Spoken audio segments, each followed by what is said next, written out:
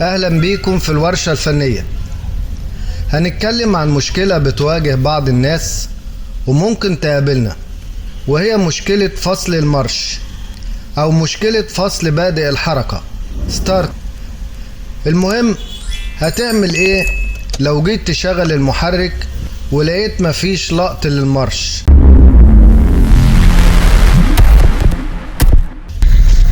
مفيش ايه؟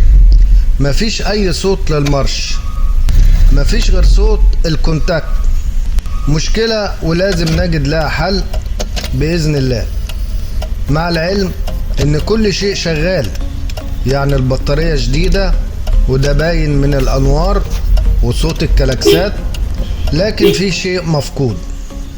والى ان نصل لهذا الشيء لابد ان نتعلم بعض طرق تشغيل بادئ الحركة. اول طريقة معانا من غطاء علبة الريليهات. اي غطاء مطبوع عليه داتا بنبحث عن ريلي ستارت، يعني ريلي المارش.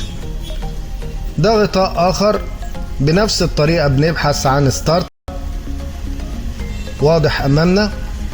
وبنفس الطريقة بنبحث في غطاء علبة السيارة جيلي. تمام. وبعد ما وجدنا ريليه المارش هنعمل ايه؟ هنفتح كونتاك السيارة، دي اول خطوة علشان لما نوصل المارش المحرك يشتغل.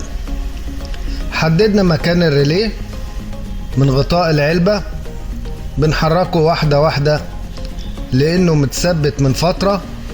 تمام. بنحدد خط المارش ازاي؟ خطوط الريليه معروفة، خطين للملف 85 و86، وخط دخول كهرباء 87، وخط 30 لخروج الكهرباء. اذا هو ده خط المارش.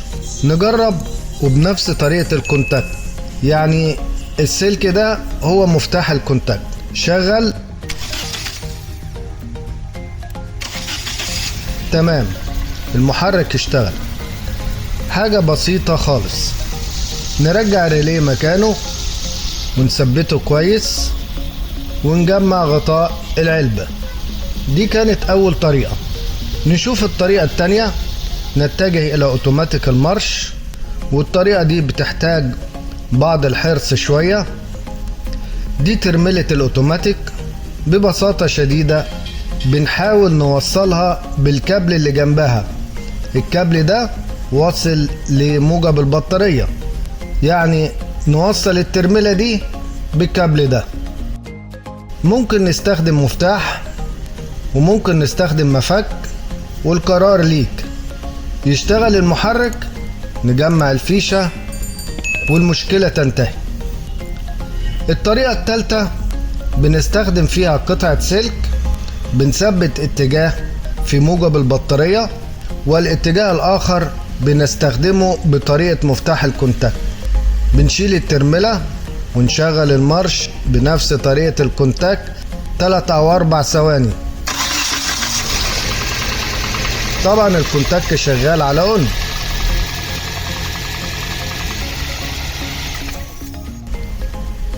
تمام. نجرب مرة تاني.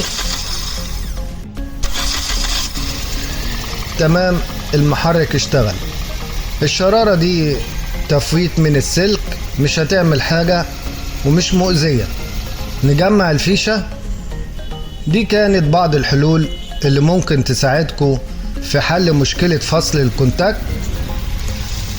يا رب الكل يكون استفاد. ما تنسوش اللايك والشير والاشتراك في القناة. في نهاية الحلقة بشكركم وإلى اللقاء.